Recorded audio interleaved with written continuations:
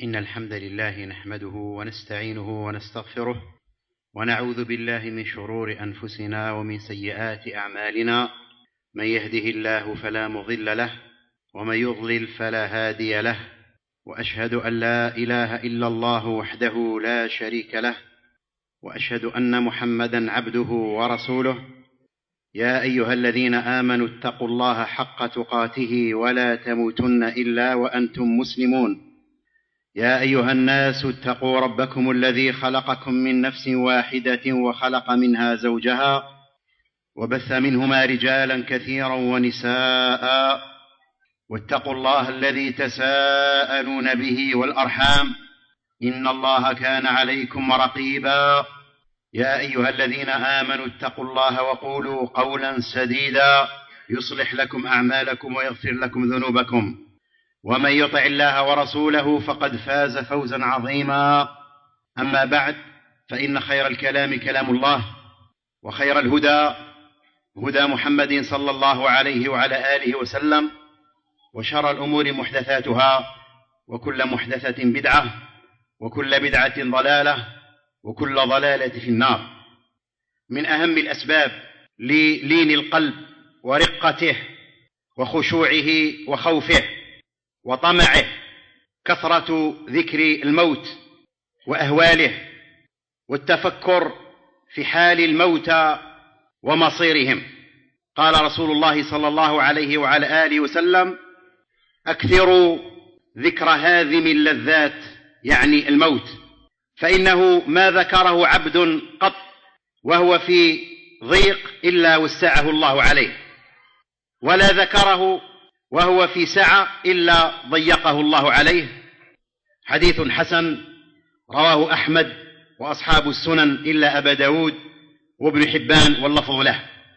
فأمر رسول الله صلى الله عليه وعلى آله وسلم بالإكثار من ذكر هاذم بالذال المعجمة، أي قاطع، ويجوز كذلك بالدال هادم، يعني المزيل والمستأصل لأصل الشيء. وهذا حق، فإن الموت يستأصل جميع الشهوات والملذات التي يعيش فيها الناس، فإذا حضر الموت بطل كل شيء إلا ما أخذه الإنسان معه أو تركه من آثار طيبة. فما ذكر العبد الموت وأهواله، وذكر سرعة زوال الدنيا وخداعها أهلها، إذا ذكر ذلك اطمأنت للآخرة نفسه، وزهد عن الفاني قلبه، وخمدت شهوته، وقصر أمله، وعجل التوبة، واجتهد في العبادة، ورزق القناعة. قال بعضهم: ما دخل ذكر الموت بيتا إلا رضي أهله بما قسم لهم. كان عبد الله بن عمر رضي الله عنهما إذا أراد أن يتعاهد قلبه أتى الموضع الخارب ثم ينادي فيه: أين سكانك؟ ثم يرجع على نفسه ويقول: كل شيء هالك إلا وجهه. وكان يفعل ذلك أبو الدرداء رضي الله عنه، فكان يأتي إلى الأماكن الخربة ويقول: أين سكانك؟ أين أهلك؟ أين كذا وكذا؟ ثم يبكي ويبكي رضي الله عنه. وبكى يوما أمير المؤمنين عمر بن عبد العزيز رحمه الله مع أصحابه، فسئل عن ذلك فقال: ذكرت الدنيا وشهواتها ثم اعتبرت بها منها. اعتبر بهذه الشهوات لمعرفة حقيقة الدنيا، قال: اعتبرت بها منها فما تكاد تنقضي شهواتها حتى تكدرها مرارتها. وهذا حق، فالإنسان إذا نظر في هذه الدنيا بعين الحكمة والعقل والفهم والتدبر أيقن أنها تنقلب على أهلها. فإذا الإنسان يعيش في شهوات وملذات وأموال وتجارات ورئاسة وحكم وسلطان، فإذا ذلك ينقلب عليه حين الموت فتنقضي شهواته ولا يبقى إلا ما قدمه يزول ماله ويزول ملكه ويزول حكمه. هذا هو النظر الذي ينفع صاحبه. قال بعض الحكماء: من نظر إلى الدنيا بغير العبرة انطمس من بصيرته بقدر تلك الغفلة. إذا نظر بغير العبرة، والعبرة أنها تزول ولا تبقى لأحد.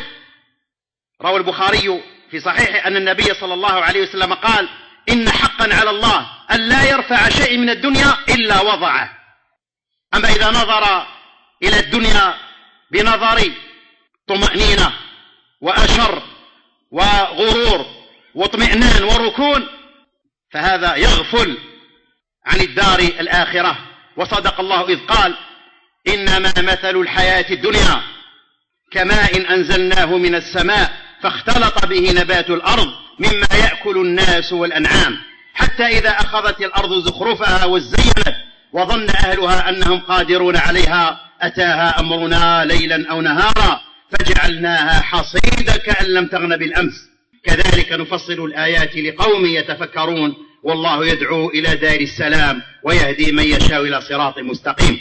وقال: اعلموا أنما الحياة الدنيا لعب ولهو وزينة وتفاخر بينكم وتكاثر في الأموال والأولاد كمثل غيث أعجب الكفار نباته ثم يهيج فتره مصفرا ثم يكون حطاما وفي الآخرة عذاب شديد ومغفرة من الله ورضوان وما الحياة الدنيا إلا متاع الغرور سابقوا إلى مغفرة من ربكم وجنة عرضها كعرض السماء والأرض أعدت للذين آمنوا بالله ورسله ذلك فضل الله يؤتيه من يشاء والله ذو الفضل العظيم والحمد لله رب العالمين.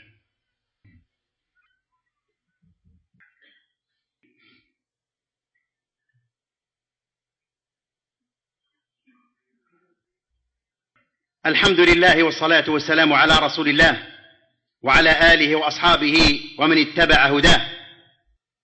إن العبد إذا ذكر الموت وأهواله وعاقبة الموتى وما يصيرون إليه كان ذلك سببا في طمأنينة قلبه وراحة نفسه وسببا في النجاة من تعب الدنيا ونكدها. لهذا قال بعضهم: من عرف الموت هانت عليه مصائب الدنيا وهمومها. وكان سعيد بن جبير رحمة الله عليه يقول: لو فارق الموت قلبي لخشيت أن يفسد.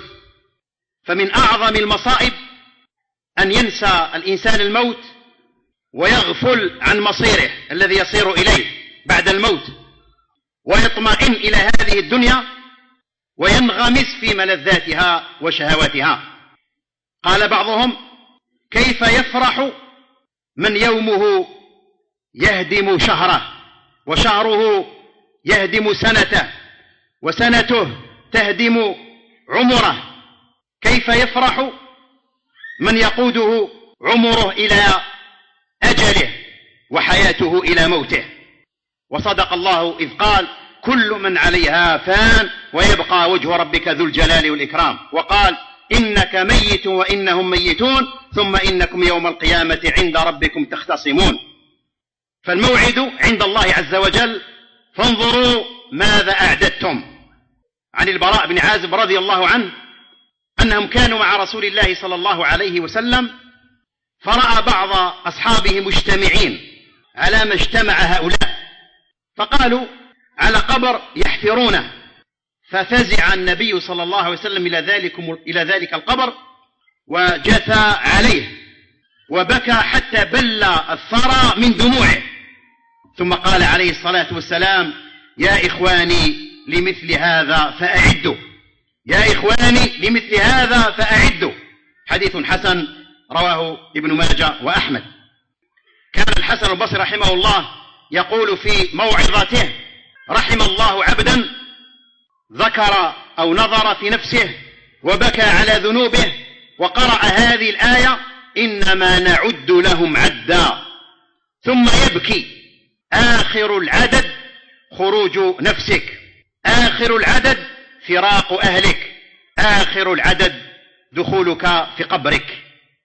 فاللهم أصلح لنا ديننا الذي هو عصمة أمرنا، وأصلح لنا دنيانا التي فيها معاشنا، وأصلح لنا آخرتنا التي فيها معادنا، واجعل الحياة زيادة لنا في كل خير، واجعل الموت راحة لنا من كل شر. اللهم أحيي قلوبنا كما أحييت هذه الأرض بعد موتها. ربنا آتنا في الدنيا حسنة وفي الآخرة حسنة وقنا عذاب النار. اللهم إنا نسألك فعل الخيرات وترك المنكرات وحب المساكين، وأن تغفر لنا وترحمنا، وإذا أردت فتنة قوم فتوفنا غير مفتونين. اللهم إنا نسألك حبك وحب من يحبك وحب عمل يقربنا إلى حبك. ربنا لا تؤاخذنا إن نسينا واخطأنا، ربنا ولا تحمل علينا إصرا كما حملته على الذين من قبلنا، ربنا ولا تحملنا ما لا طاقة لنا به، واعف عنا واغفر لنا وارحمنا، أنت مولانا فانصرنا على القوم الكافرين.